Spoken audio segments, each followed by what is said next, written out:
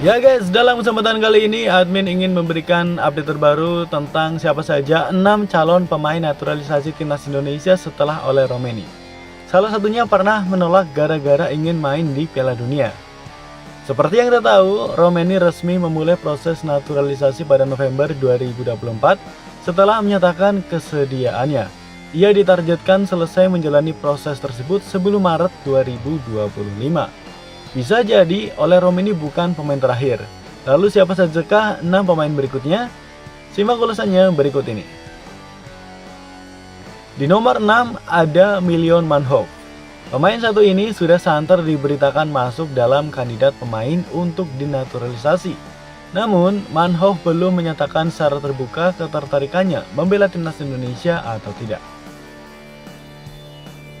Di nomor kelima ada Miliano Jonathans. Pemain satu ini sudah menyatakan ketertarikan untuk membela timnas Indonesia. Tinggal PSSI yang mau menyambut sang pemain atau enggak. Jonathans diketahui memiliki darah keturunan dari kakeknya yang berasal dari Depok.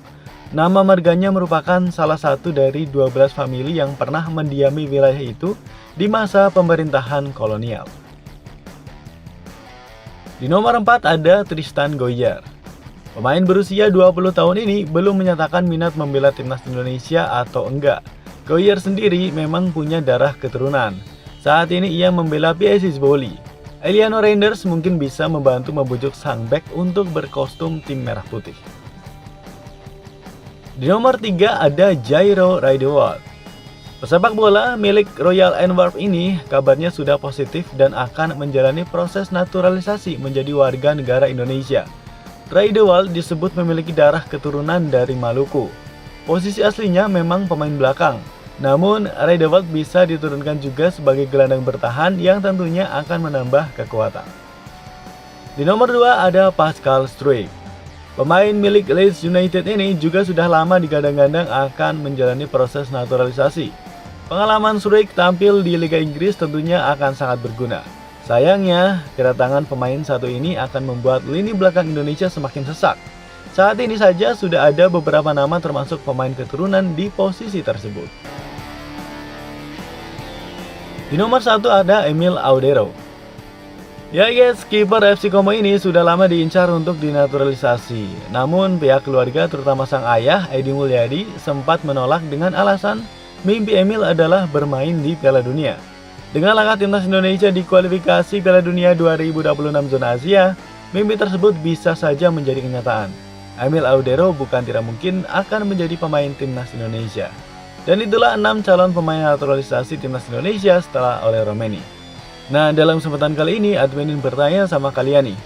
Jika ke-6 pemain di atas benar-benar dinaturalisasi, kira-kira kalian setuju apa enggak nih? Tahukah kalian jika tim nasional Indonesia hanya akan mendapatkan sedikit sekali poin jika meraih kemenangan-kemenangan di Piala AFF 2024? Bahkan jika meraih gelar juara sekalipun, poinnya nggak setinggi dengan pokoknya nggak sebanding dengan perjuangan timnas Indonesia deh. Oke, kalian penasaran kira-kira dapat poin berapakah Indonesia jika bertanding di Piala AFF 2024 nanti? Oke guys, berbicara fase grup seperti yang kita tahu Indonesia tergabung bersama dengan Myanmar, Laos, Vietnam dan juga Filipina. Di partai pertama, Indonesia akan bertemu dengan Myanmar. Kemudian di partai kedua akan ketemu Laos, di partai ketiga akan bertemu Vietnam dan juga di partai terakhir akan bertemu dengan Filipina. Khususnya untuk match pertama dulu ya. Untuk match pertama seandainya Indonesia bertemu Myanmar dan meraih kemenangan atas Myanmar, Indonesia hanya mendapatkan 1,79 poin. Kemudian jika Indonesia ketemu Laos ya, di match day kedua kan kita ketemu Laos nih, maka Indonesia hanya mendapatkan 1,40 poin. Nah, di match day ketiga karena bertemu Vietnam, seandainya bisa meraih kemenangan, poin yang akan didapat sedikit-sedikit lebih banyak karena peringkat dari Vietnam memang lebih baik dari peringkatnya Myanmar dan Laos di match day ke-1 dan kedua tadi ya. Jadi kalau di match day ke-1 dan kedua tadi Indonesia cuma bisa mendapatkan 1,79 poin dan juga 1,40 poin, maka menghadapi Vietnam jika Indonesia bisa menang, Indonesia akan mendapatkan 2,62 poin. Kemudian di match day terakhir ya, di match day terakhir ini Indonesia bertemu dengan Filipina dan kemungkinan hanya akan meraih 2,08 poin jika bisa meraih kemenangan atas Filipina. Oke, seandainya kita benar-benar bisa menang di 4 laga tersebut, berarti kita lolos dong ke semifinal. Nah, kita asumsikan di partai semifinal nanti Indonesia bakal bertemu Malaysia lah ya. Seandainya bisa menang di partai semifinal selama 2 leg ini ya, bukan cuma 1 leg doang ya. Jadi jika bisa mengalahkan Malaysia di 2 leg semifinal, maka Indonesia akan mendapatkan 4,82 poin. Nah, menang nih ya, artinya berarti kita lolos nih ke partai final nih. Seandainya lah ya, kita asumsikan seandainya bisa menang semuanya. Di fase grup semuanya menang, di semifinal ketemu Malaysia lah ya asumsinya, terus kita menang juga nih ya. Akhirnya kita ketemu di final, ketemu sama siapa? Sama Thailand lah ya, asumsinya Indonesia ketemu Thailand di partai final. Nah, bertemu Thailand di partai final, Indonesia akan mendapatkan 5,88 poin dari total final 2 leg dengan syarat kemenangan atas Thailand lah ya asumsinya kita ya. Oke, sekarang kita tambahkan semua poin yang kita dapatkan di turnamen Piala Ciki ini yang banyak bilang gitu.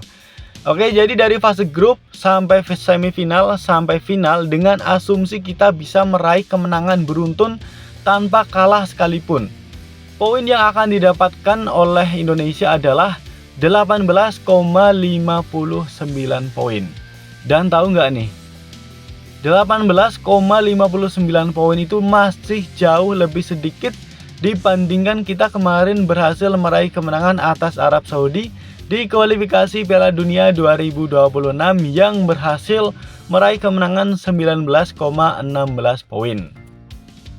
Jadi kesimpulannya, meraih gelar juara di Piala AFF 2024 ini dengan asumsi meraih kemenangan di seluruh pertandingan, poin yang didapatkan oleh Indonesia tidak lebih banyak dari poin yang didapatkan oleh Indonesia saat meraih kemenangan atas Arab Saudi.